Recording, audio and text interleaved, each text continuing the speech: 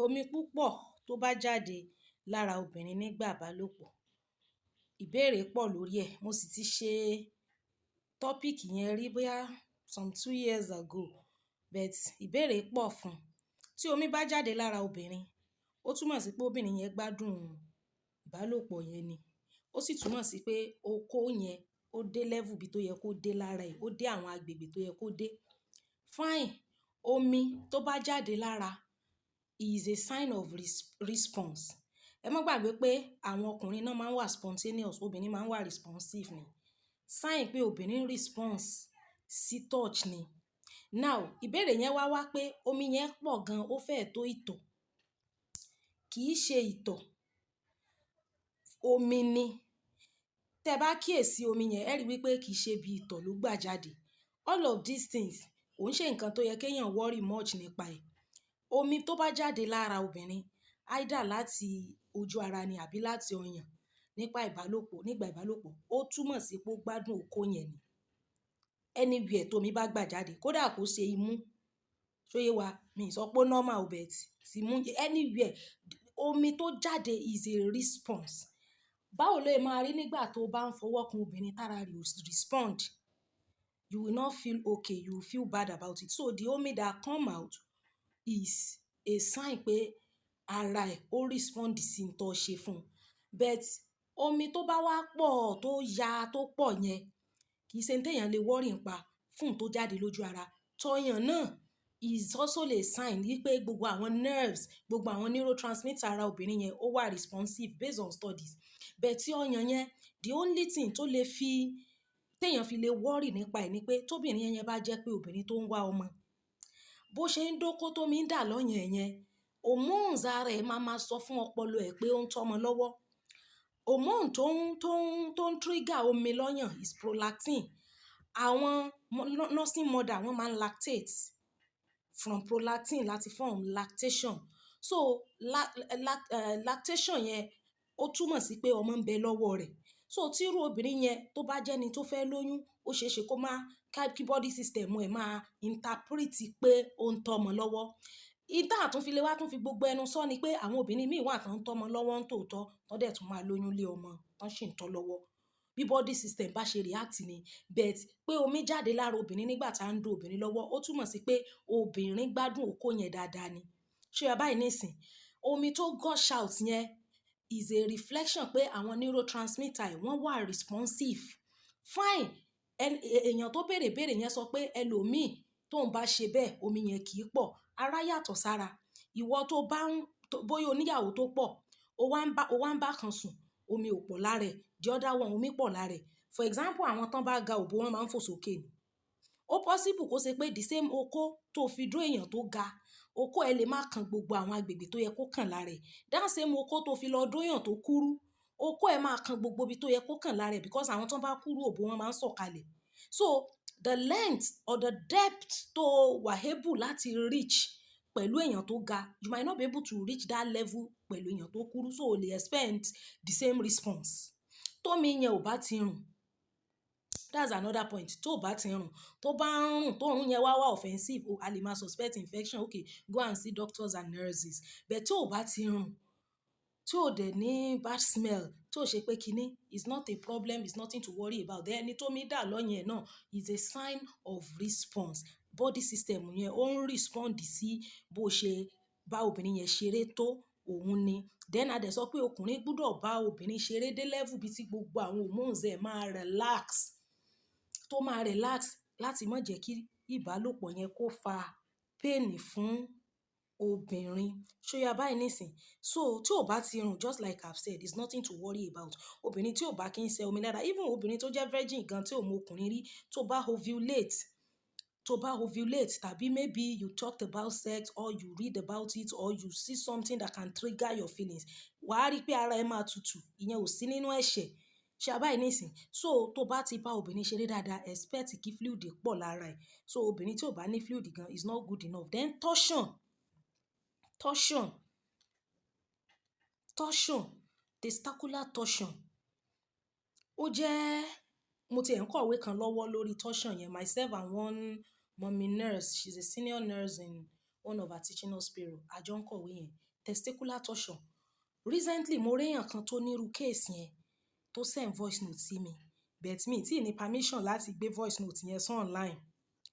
Ó jẹ́ a kind of situation tí ó máa ń mú testicle twist. It was that mommy that brought that topic to me, and when I read about it, do research about it, we started writing books. Ìwé yẹn ò ní pẹ́ jáde.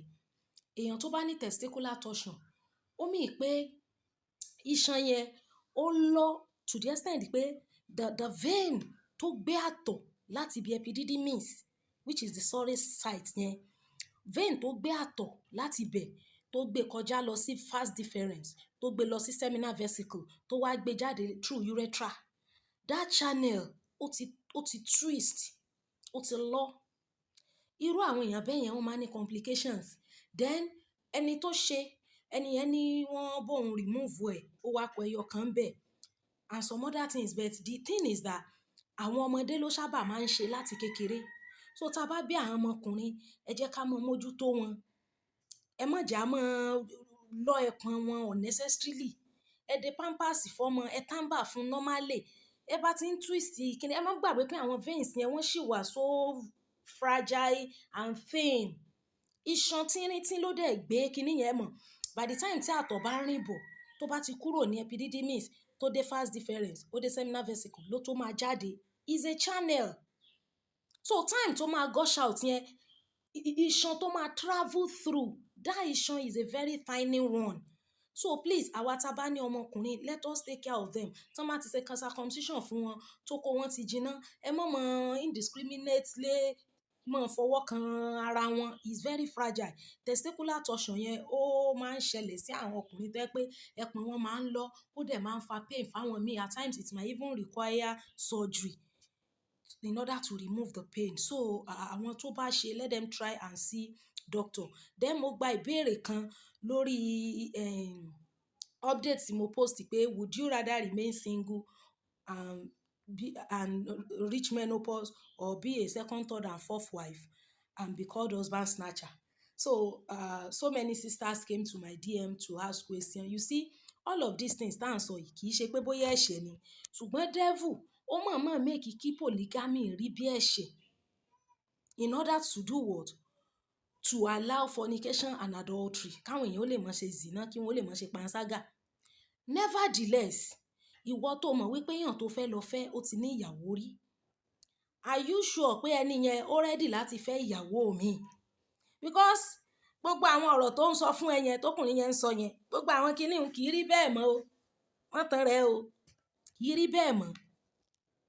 And ọ̀pọ̀lọpọ̀ àwọn ọkùnrin tí wọ́n máa ń fẹ́ ìyàwó kejì kẹta yìí, wọ́n máa ń expose àwọn ìyàwó yẹn sí verbal abuse, insult, all kinds of things ni. Moreover, ìwọ tó ń lọ bí irú ibẹ̀ yẹn, tó bá ń lọ ní problem, ọ̀pọ̀lọpọ̀ àwọn ìyálé wọn ń forgive àwọn ọkọ wọn. Bitterness yẹn ń gbénú wọn láti day one tọkọ ti fẹ́ wọn. Bóyá tọkọ ti ṣẹ̀ láti ìgbà kékeré tán sì ti náà ò ní dárí jọkọ and all of those logistics. Meanwhile, you were not there, they will only tell you stories. So èmi ò mọ̀ bóyá dandan ni kẹ́ ẹ mọ̀ dára yín láàmú ni, mi mọ̀ tí singleness ń dẹ́rù báyìí sí. Tó bá ṣòṣì àsìkò ìsúfùrọ̀ ó là, èmi ò discourage ẹ o, mo kàn ń sọ possible outcome ẹ̀.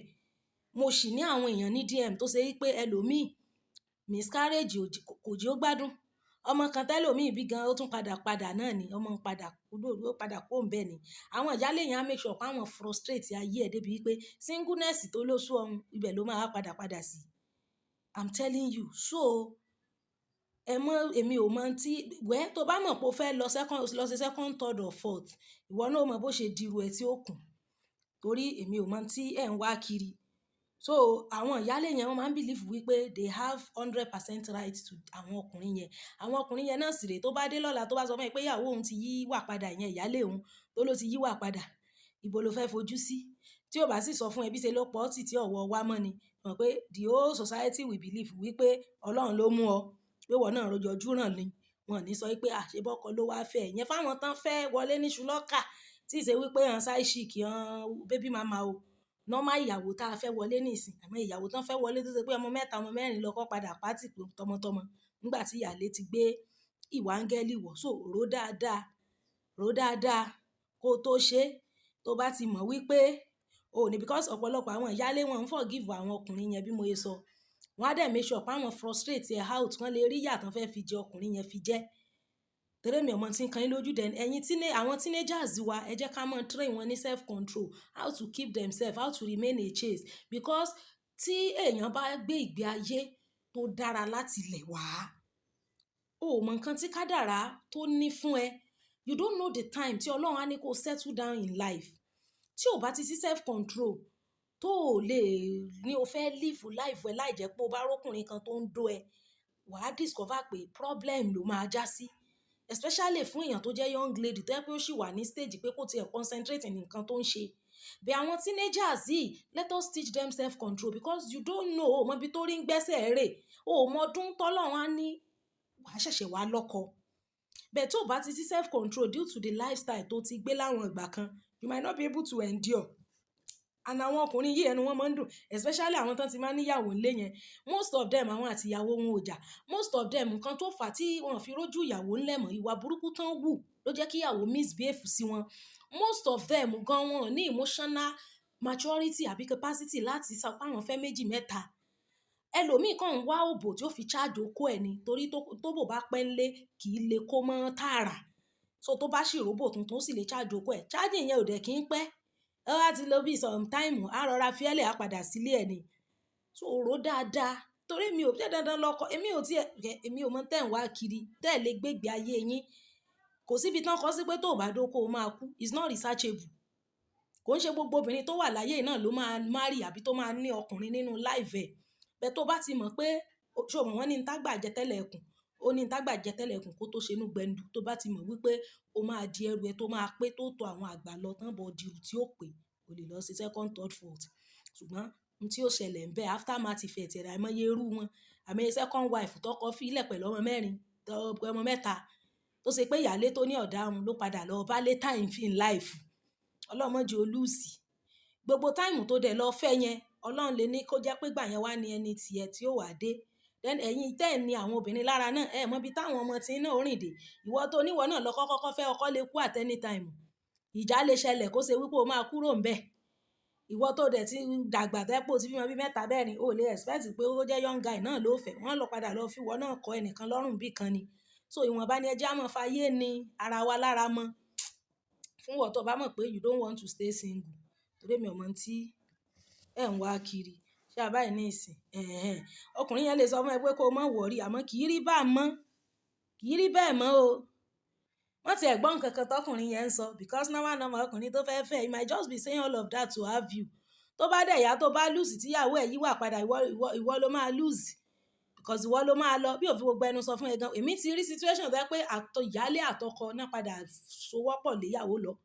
Society wa dẹ̀ lélẹ̀ wọ́n believe pé ń gbò bá lọ gan ló ṣẹ̀ṣẹ̀ dáa, pé dídúró rẹ̀ gan kò tẹ́ Ọlọ́run lọ́rùn tẹ́lẹ̀, bí ìgbà pọ́n àtọ́lọ́run ni ọjọ́ ń gbé. It is when they now send you away, ìgbà yẹn náà máa wá believe pé àwọn ṣẹ̀ṣẹ̀ ṣe ń tọ́lọ́run fẹ́ ni. Because our society wa ti wà messed up already. Wọ́n ti make us to believe, made believe làwọn nǹkan yẹn. Our mindset is very powerful. We have been made to believe pé ẹni tó bá fẹ́ ọkùnrin ṣe kejì ṣe kẹta ṣe kẹrin, pé ẹni yẹn àjẹ́ ni, ọkọ̀gbọ́kọ ni, aláìdá ni, èèyàn burúkú. So that is the mindset. Irú àbá ìgan mo sọ pé the first 3 decades, the first 30 years of my life, mo believe pé èèyàn tó bá lọ fẹ́ ọkọ ṣe kejì ṣe kẹta pé ó lọ ṣe zìnà ni. It was when I started doing personal research, personal reading, consulting the scriptures, etc. Mo tó wá rí pé kò ṣẹ̀ṣẹ̀ ń bẹ. But èèyàn mélòó ló fẹ́ mọ̀ yẹn? So please, má lọ gbé ẹ̀mí ara rẹ wéwu. Singleness kò kí ń jáyàn jẹ. Singleness kò ń ṣe ègún débi wípé wọ́n wà ní o ti ń pẹ́ jù ìgbà kan àwo kan. Wọ́n jẹ́ ń tàn o, torí tó bá lọ ní ìsìn, ọkọ náà lè mọ kàn mọ́ fi ọ́ sáàyè ibẹ̀ kó ṣe pé ẹ̀ẹ̀kan lóṣù 4 márùn-ún ni ọmọ wọ́ wá yàrá kan rọ́ tó bá lóun gbà fún ọ. Torí mi ọmọ tẹ́ ń wá kiri, tẹ́ ẹ̀ rọra mọ̀ sí Ọlọ́run yín kẹ́ mọ́kàn kú òun beside ọkùnrin. Golden Herbal Mixture fún gbogbo àwọn olóríire tá a fẹ́ ra àgbo tó wúlò fún ara wa tó sì lè fọ gbogbo àwọn ìdọ̀tí ẹ̀jẹ̀ àti infection dànù. Ẹ já kàn sí Golden Herbal Mixture 09077207928 09077207928 golden herbal mixture ni à ń pè. Traditional college, African College of Traditional Medicine, African College of Traditional Medicine fún gbogbo àwọn olóríire tá a fẹ́ kọ́ṣẹ́ nípa ìṣègùn, tá a fẹ́ kọ́ṣẹ́ nípa bí a sì lè produce àwọn tewétegbò tí yóò wúlò fún ara. Ilé-ìwé ni, is a college. Tá a bá tún fẹ́ kọ́ ẹ̀kọ́ nípa traditional midwifery, bá a ṣe ń gbẹ̀bí nípa tìbílẹ̀, gbogbo àwọn àgbo àbíyè, àwọn àgbo àbíyè téèyàn ó mọ mu ní táláboyún ó mọ mu nínú oyún, tí ó mọ mú kí ọmọ kó máa wà ní àlàáfíà nínú rẹ̀, tí ó tún mú kí àkókò ìrọbí àti ìjọ́ ìkúnlẹ̀ kó rọrùn. Tá a bá fẹ́ kọ́ nípa àwọn àgbo yẹn, èyí yàtọ̀ sáwọn babaláwo. Tá a bá ní ìsìn, ó yàtọ̀ kì í ṣe babaláwo, ìṣègùn ni tó ní ṣe pẹ̀lú tewétegbò. Tá a fẹ́ di professional, wọ́n sì máa fún wa ní ìwé-ẹ̀rí tá a lè lò lórílẹ̀-èdè yìí àti ní Áfríkà. Traditional College, African College of Traditional Medicine, 08033723944, 08033723944, African College of Traditional Medicine. Ibẹ̀ ni à ń pè. Ọ̀yọ́mọdé Alternative Therapy fún gbogbo àwọn olóríire tá a fẹ́ ràgbo, tá a fẹ́ tàgbo, tàbí tí a fẹ́ bá wọn dòwò pọ̀. Àwa tá a bá ní àìsàn kan àbómi àbí bí infection lára, ṣàbáyé ní ìsìn, irú àwọn tá a sọ wípé omi tó pọ̀ ń tú jáde ní ojú ara wọn yẹn náà, tómi yẹn bá ní smell, ẹ mọ̀ pé mo sọ tó bá ń rùn, a jẹ́ bóyá infection ni, pé bẹ́ẹ̀ tí ò bá rùn ká má ṣe yọnu. Oríṣiríṣi àgbo la lè lò láti fi correct àwọn hormonal imbalance lára. Ẹ jẹ́ ká kàn sí Ọ̀yọ́mọdé Alternative Therapy. Ní báyìí gan, wọ́n tún wá ń ṣe layer promo. Ìròyìn ayọ̀ nù bá nẹ́ẹ̀sì. Wọ́n ṣe layer promo fún gbogbo àwọn olólùfẹ́ wọn, returning customer, àwọn old customer àtàwọn new customer. Ṣé yá báyìí Ọ̀yọ́mọdé Alternative Therapy hàn ni ẹ jẹ́ á pè. Gbogbo package wọn 5 complete package 10,000 péré ni. Oní infection wà ńbẹ̀, jẹ̀dí wà ńbẹ̀, àti gbogbo àwọn tó ń tọ́jú ara, tó lè fọ àwọn ìdọ̀tí ara àtàwọn ìdọ̀tí ẹ̀jẹ̀ jáde. Ẹ jẹ́ ká pe Ọ̀yọ́mọdé Alternative Therapy. Ṣòye wà 08068220707, 08068220707. Ọ̀yọ́mọdé Alternative Therapy, àwọn ni à ń pè. Organ Building and Construction Company fún gbogbo àwọn olóríire tá a fẹ́ ra ilẹ̀, tá a fẹ́ ta ilẹ̀, tá a fẹ́ ra ilé, tí a fẹ́ ta ilé, tàbí àtà àti nílẹ̀ tá a fẹ́ kọ́lé lé lórí. Ẹ jẹ́ á pọ̀ Organ Building and Construction Company. Ọlọ́run ń lò báyìí ní ẹ̀sìn. Ṣé báyìí ní ẹ̀sìn, gbogbo àwa tá a wà ní diaspora náà, tá a nílé, tá a ní property ní Nàìjíríà, tá a fẹ́ kọ́lé sí àbí tá a fẹ́ ra property, please ẹ jẹ́ ká contact Organ Building and Construction Company. Tested and trusted ni wọ́n. Owó tá a bá san sọ́dọ̀ wọn, bẹ́ẹ̀ ni mo lè guarantee wa, mo lè fọwọ́ ẹ̀ sọ̀yà wípé owó wa ó save, kò sí problem kankan. Organ Building 08033105865, 08033105865 òní nọ́mbà Organ Building and Construction Company. Ẹ jẹ́ kí á pè wọ́n, ká ṣàlàyé gbogbo tá a bá fẹ́. Ọlọ́run ó mọ̀ pẹ̀lú wa. Ẹ jọ̀ọ́, gbogbo àwa tá a ti bá ní ọkọ àtàwa tá a bá ti ní ìyàwó, ẹ jẹ́ á dó okó, ẹ jẹ́ á dóra wa o. Ṣàbáyé ní ìsìn, gbogbo wọn tí wọn ìdú ọkọ wọn, wàhálà ni wọ́n máa ń fà nínú society. Wàhálà ni wọ́n ní number 1 cause of gbogbo problem tá a ní nínú society wa. Ṣàbáyé ní ìsìn, tẹ́ ẹ ti lọ́kọ, ẹ dóra yín. Ìwọ tó ti lọ́kọ, wọ pátá rẹ. Tó bá lọ dókò lẹ́gà kan tí ẹ bọ́ nu ohun sì bẹ́ẹ̀ o. Àwọn tó ti lọ́kọ, tó ti níyàwó, tán ti gbéra wọn sílé, àwọn ni ọ̀rọ̀ okó dídó wà fún o. Bó bá wù ọ́, ọmọ náà kan sọ̀rọ̀ okó àtòbò kó rè dókò tí ẹ bọ́ nu. Tó bá lóyún, tí ẹni tó lóyún fún tó sá lọ, bó sì lóyún ni tó defile ẹ, bóyá virgin ni ó tó ti ń parẹ́ mọ́, tó wá dé tán ní o má wọ̀rí, kò má dáhùn, kò sí nǹkan kan bẹ́ẹ̀. Tó bá rè lóyún, ti sùwẹ́ẹ̀lì lọ̀rọ̀ rẹ nu, ni ó sì ń bẹ́ẹ̀. Àjíǹde ara yóò máa jẹ́ o. It is well with us. Èmi ń jáde, Olúwa yóò sọ wa. Bye bye, love you.